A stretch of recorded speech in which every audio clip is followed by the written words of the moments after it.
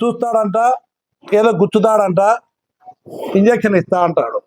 స్థానిక సంస్థల ఎన్నికలు వచ్చినాయంటే నిన్న జరిగిన ముద్దనూరు ఎంపీపీ ఎలక్షన్లోనే అర్థమైంది. నాకు ఎవరు భయపడరు, నేను ఎన్ని ప్రలోభాలను అక్రమ సంపాదనతో కోట్లు పెట్టి కొనుక్కోవాలన్నా ఈరోజు నా నిజస్వరూపం బయటపడింది, ఎవరు రారని చెప్పి స్థానిక సంస్థల ఎన్నికల కోసము చంద్రబాబు నాయుడుతో మాట్లాడొచ్చినాడు 9వ తారీఖు. అరే స్థానిక సంస్థల ఎన్నికల కోసం చంద్రబాబు నాయుడు దగ్గరికి ఎందుకు పోతాడు? భయం పుట్టుకుంది ఆదినారాయణ రెడ్డికి.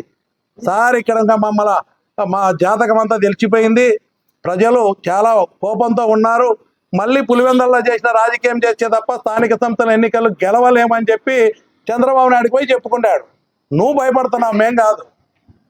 అంతే కదా, స్థానిక సంస్థల ఎన్నిక వచ్చిన భయం ఎందుకు? నీకు భయం పుట్టుకుంది, తిరుగుబాటు మొదలైంది, నీ అవినీతి అక్రమ సామ్రాజ్యంతో అనకొండల్లాగా తయారైపోయినావు.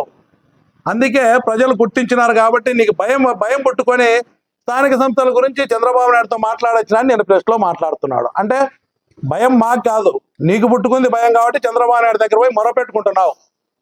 అంటే సార్ మీ సపోర్ట్ ఇవ్వండి, నేను దౌర్జన్యంగా అక్రమ పద్ధతిలో స్థానిక సంస్థల ఎన్నికలు జరిపితే తప్ప మేము ఇప్పుడు బయటపడలేమని. నేను ఒకటే చెప్తున్నా, ప్రతి పంచాయతీ ప్రతి మున్సిపాలిటీలో రాబోయే స్థానిక సంస్థల్లో ఖచ్చితంగా పోటీ పెడతారు వైఎస్ఆర్సీపీ పార్టీ నాయకులు, ధైర్యంగా ఎదుర్కొంటారు.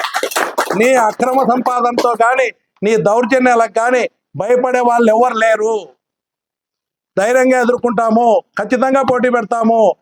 నేను జిల్లా యంత్రాంగానికి కూడా తెలియజేస్తున్నా, ఆదినారాయణ రెడ్డి అంటే అబద్ధం, పొద్దున లేచి అబద్ధాలు తప్ప ఇంకొకటి చెప్పాడు.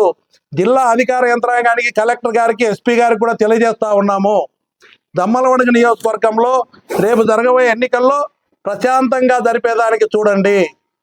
ఆదినారాయణ రెడ్డి మళ్ళీ పులివెందుల ఎన్నికల్లో పోతానంటున్నాడు. ముందు దమ్మలవడలో చూడు, నువ్వు పులివెందుల వరకు అవసరంలే, నేను అవసరం లేదంట.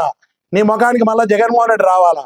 జగన్మోహన్ రెడ్డి టికెట్ ఇచ్చే నీలాంటి వాళ్లకు రాజకీయ ఎంతో 151 మంది ఎమ్మెల్యేలు, అంతకుముందు నీలాంటి వాళ్ళు 60 రాజకీయ భిక్ష పెట్టిన నీలాగా ఎమ్మెల్యేలు చేసినారు. నువ్వేం చేసినావు? జగన్మోహన్ రెడ్డి గారికి వెన్నుపోటు పొడిచి తెలుగుదేశం పోయినావు. ఆడ నీతి లేని రాజకీయాలు చేసి ఎక్కడ పోయినావు? తెలుగుదేశం పార్టీకి వెన్నుపోటు పొడిచినావు, మళ్ళీ బీజేపీకి పోయినావు. నిన్న జరిగిన ఎన్నికల్లో ఏదో మాకందరికి కూడా ఒక ఇంజక్షన్ ఇస్తా అంట, సూదితో గుచ్చి ఇంజక్షన్ ఇస్తాను, నా కథ తెలుస్తుందని. నువ్వు ఇంజక్షన్ ఇచ్చినావు 2004లో, మీ అన్నకు ఒక ఇంజక్షన్ ఇచ్చినావు. 2024లో మీ అన్న కొడుకు ఒక ఇంజక్షన్ ఇచ్చినావు. 2029లో నీకు ప్రజలు సూదితో గుచ్చి ఇంజక్షన్ ఇచ్చి రాజకీయ సమాధి కడతారు, నువ్వు గుర్తుపెట్టుకో.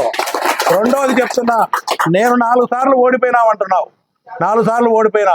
మా కుటుంబం 5 సార్లు ఎమ్మెల్యేగా గెలిచాం. నీ చాప్టర్ క్లోజ్, మళ్ళీ రాసి పెట్టుకో. మళ్ళీ 5 టర్ములు మళ్ళీ మేమే ఉంటాం. వైఎస్ జగన్మోహన్ రెడ్డి గారి నాయకత్వంలో రాబోయే ఎలక్షన్ ఏదైనా సరే వైఎస్ఆర్సీపీ పార్టీ జెండా కంటిన్యూగా ఎగురుతూనే ఉంటుంది. 2029 నుంచి ఖచ్చితంగా జెండా ఎగురుతూనే ఉంటుంది. నీకు 2029లో రాజకీయ సమాధి కడతారు. ఎందుకని నేను చెప్తా ఉన్నా, ఈరోజు అవినీతి అక్రమాలు దౌర్జన్యాలు చేసి ఒక లెక్చరర్గా చదువుకున్నావు, అన్ని చేసేది అక్రమ పద్ధతులు,